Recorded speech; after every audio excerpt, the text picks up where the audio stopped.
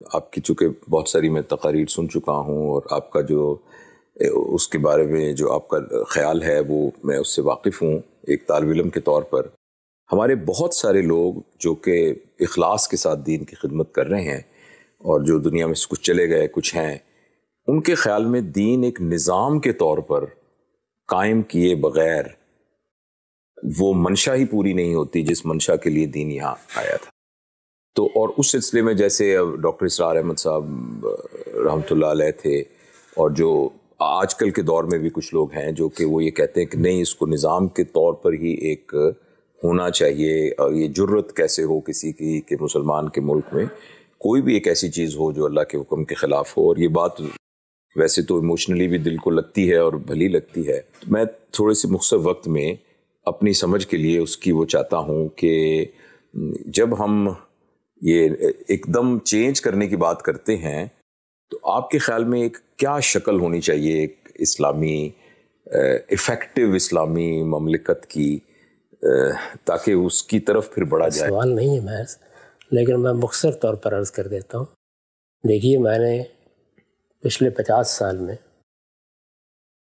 مولانا سید اللہ مودودی زندہ تھے اس وقت سے لے کے آج تک، اور ڈاکٹر اسرار صاحب سے بھی بہت محبت کا تعلق رہا، وہ ہمارے بزرگ تھے، بار بار یہ پوچھا ہے کہ وہ نظام کیا ہے۔ آپ باور کریں، اس میں 3 لفظ بھی میں نے کبھی نہیں سنے، وہ ہے کیا؟ ابھی پچھلے دنوں بہت غلغلہ تھا ریاست مدینہ، تو میں نے اس کے علمبرداروں سے پوچھا کہ وہ ایک پریمیٹیو قبائلی ریاست تھی، تو اب کیا پاکستان میں یہ ارادہ ہے؟ نہیں، رسول اللہ نے جو ریاست قائم کی اس میں خلفائے راشدین ذاتی کردار اور اخلاق کا بے نظیر نمونہ ہے، وہ مجسم اخلاق بن گئے۔ تو اگر تو کسی میں یہ ہمت ہے کہ وہ کہے کہ میں ابو بکر بننا چاہتا ہوں، تو بات میری سمجھ میں آتی ہے۔ لیکن ریاست مدینہ سے کیا مراد ہے؟ کوئی باقاعدہ فوج نہیں، کوئی عدلیہ کا نظام نہیں، کوئی نظم حکومت نہیں، کوئی انتخاب کا طریقہ نہیں، کوئی قاعدے ضابطے کے ساتھ معاملات کو چلانے کے اصول نہیں ہیں۔ میں تو اسلام کا طالب علم ہوں، تو ذرا میرے علم میں اضافہ فرما دیں، وہ کیا چیز ہے جس کو آپ ریاست مدینہ کہتے ہیں؟ تو مبہم باتیں، بے سوچی سمجھی باتیں اس باب میں کہی جاتی ہیں۔ پہلی چیز تو یہ ہے کہ وہ نظام ہے کیا، بتانا چاہیے۔ اسلام کو جب ہم دیکھتے ہیں تو یہ معلوم ہوتا ہے کہ وہ 2 چیزوں کا مجموعہ ہے، اس میں ایمان اور اخلاق کی تعلیم ہے، اور اس کے ساتھ شریعت ہے۔ شریعت کو آپ لا یا قانون سمجھ لیں، وہ شریعت میں 90% احکام شخصی ہیں، مجھے نماز پڑھنی ہے، مجھے روزہ رکھنا ہے، مجھے اعلیٰ اخلاق اپنانے ہیں، اور اس طرح تطہیر بدن کی چیزیں۔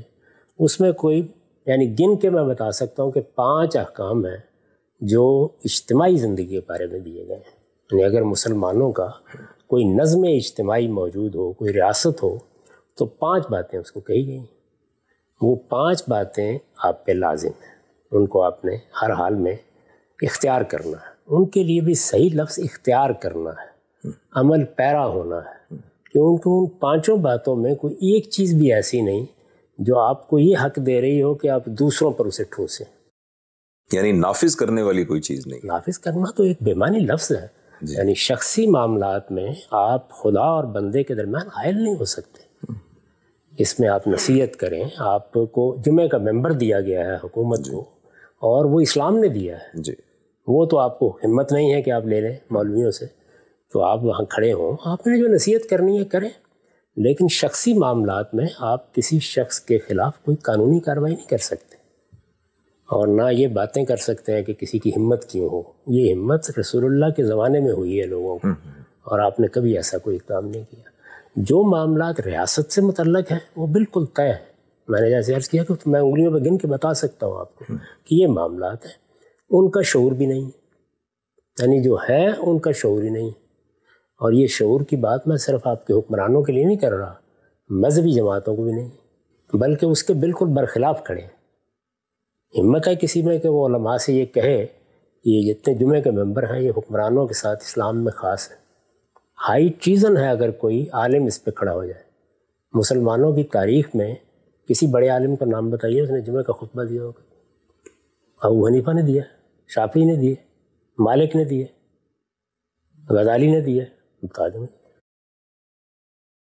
آپ کھڑے ہو کے ہمت ہے کہیں علماء سے؟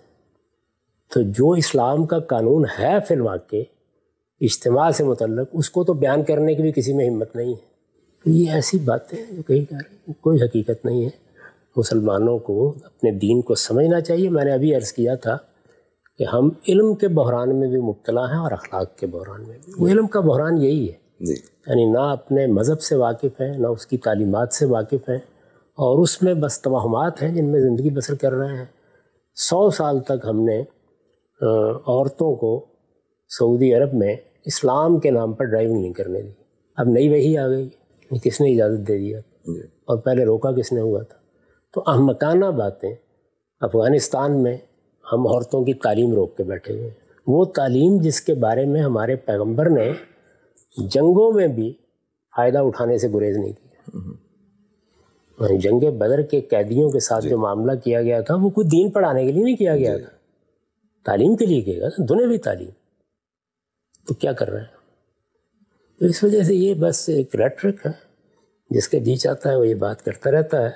اس میں اگر آپ ان لوگوں سے چند سوالات کرنا شروع کر دیں تو کچھ بھی نہیں کہنے کے لیے ہوتا. میں نام نہیں لیتا، بزرگ شخصیت سے یہ پوچھا، میں نے کہا کیا ہوتا ہے یہ جو نظام آپ قائم کرنا چاہتے ہیں؟ کہنے کہ دیکھیں وہ اکاؤنٹیبلٹی ہونی چاہیے. میں نے کہا یہ دنیا میں کس جگہ نہیں لکھا ہوا کہ اکاؤنٹیبلٹی نہیں ہونی چاہیے؟ اور اکاؤنٹیبلٹی نظام ہے. یعنی اگر تو آپ مجھے بتائیں کہ اکاؤنٹیبلٹی کے لیے یہ میکنزم بنایا ہے اسلام میں، ایک پروسیس ہے، ایک پروسیس ہے، تو پھر تو میں کہوں گا کہ واقعی نظام ہے. تو آپ مجھے ذرا بتا دیں نظام نام کی کوئی چیز اسلام اس کے لیے آیا ہی نہیں. نظام ہمیں بنانے ہیں، اللہ نے ہمیں عقل دی ہے، اس کی روشنی میں دنیا بنا بھی رہی ہے. تو اس وقت تو سارے مسلمان ممالک دنیا کے بنائے ہوئے نظام کی نقالی کر رہے ہیں. یعنی مغرب میں صرف سائنس، پیور سائنس کی ترقی نہیں ہوئی، سوشل سائنسز میں بھی بے پناہ کام ہوا ہے. خواہ ہم اعتراف کریں یا نہ کریں، سارے لوگ اسی کی پیروی کر رہے ہیں. یعنی آپ کی عدالتیں کس اصول پر چل رہی ہیں؟ آپ کے ہاں آئین دستور کہاں سے اخذ کیے گئے ہیں؟ یعنی ان کا ماخذ جو ہے وہ کتاب اللہ ہے، وہ ساری دنیا نے بنائے ہیں، آپ اس سے فائدہ اٹھا رہے ہیں جیسے آپ نے اپنی طب میں فائدہ اٹھایا ہوگا. یعنی وہاں جو علم آپ کو تھا اور جس کے تحت آپ سرجری کرتے ہوں گے وہ آپ نے آخر مغربی دنیا ہی سے حاصل کیا. یعنی اس کی ساری ڈیولپمنٹ، اس کا ارتقا وہیں ہوا ہے. تو یہ بالکل ہی بیوقوفی کی باتیں ہیں جو ہم کرتے رہتے ہیں. اس کا میرے پاس کوئی علاج نہیں ہے سوائے اس کے کہ خون جلاتا رہے آدمی اور اپنی بات کرتا رہے.